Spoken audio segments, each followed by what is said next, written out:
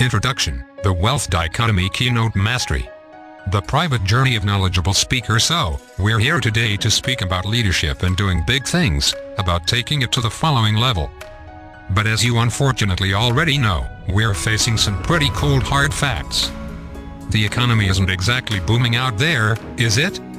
It's more like busting, and there's no way around it, wanting printing more cash at the Fed or racking up the most important debt in human history, and even that isn't working very well. If the economy was a Hollywood movie, it would have gone straight to DVD, then to the cut price bin at Blockbuster, if in fact, there have been still a Blockbuster. The percentage continues to be near 8% nationwide and above 10% in California, where I live. And then there's the full Greece situation. What a disaster that's. That's sort of a bug just searching for a windshield. That the euro's on the ropes, Japan's in trouble, and also the federal deficits are thus far off the charts that they need to create new charts. Things aren't exactly rosy out there, right?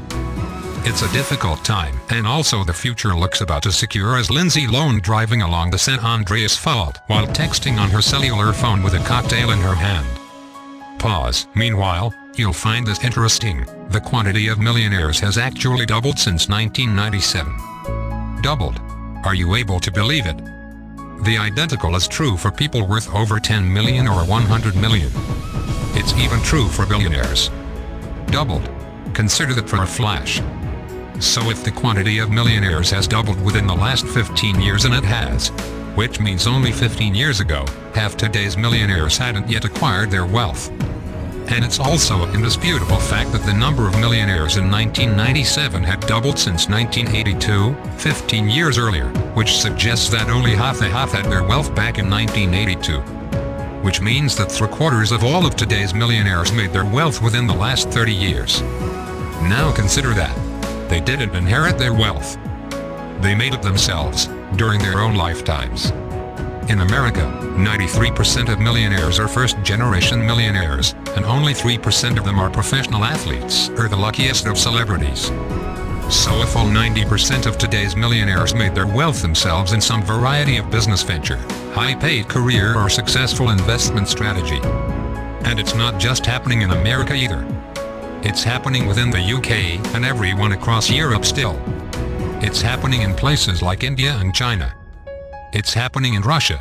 Lord knows, it's happening in Russia, where they don't even remember that crazy concept called communism anymore, unless you're a part of the millions who are still living on subsistence wages. It's true, ladies and gentlemen, it's a worldwide trend. New wealth is here. And if you're like me, that's one bandwagon you'd happily jump into. Pause. So what is that this strange dichotomy where most of the population is admittedly struggling to create ends meet, while at the identical time there's also this other group that's doing rather well in planning their prosperous futures. We're not talking a couple of small divisions here. We're talking a couple of Grand Canyon scale water partying, only there aren't any tourists taking pictures. On one side, all you've got is long lines, abandoned factories, and foreclosed homes.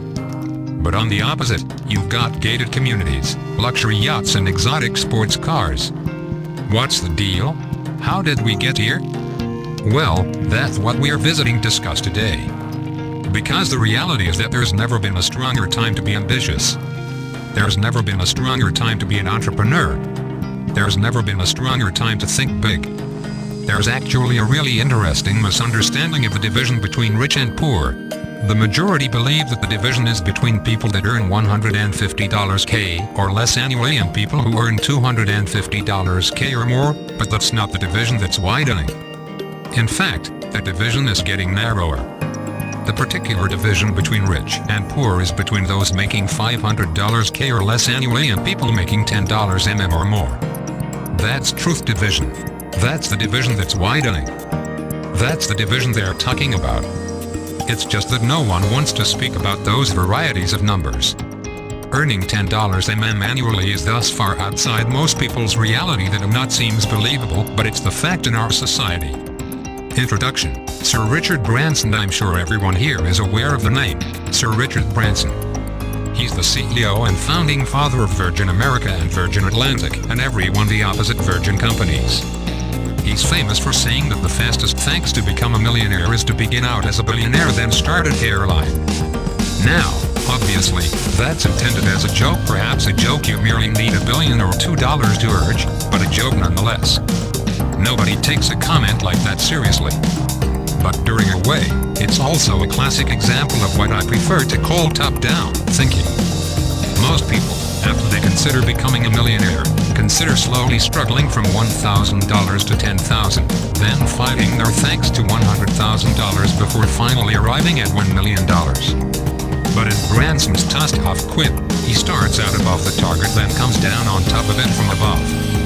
And that I guarantee it's a soft, safe and happy landing. I like that. Introduction. Courts, skyscrapers. For me, I've always checked out life a touch bit within the same way. I always imagine life's goals as skyscrapers. The overwhelming majority of individuals compete against one another trying to climb the steps or cram into the elevators. Which is work.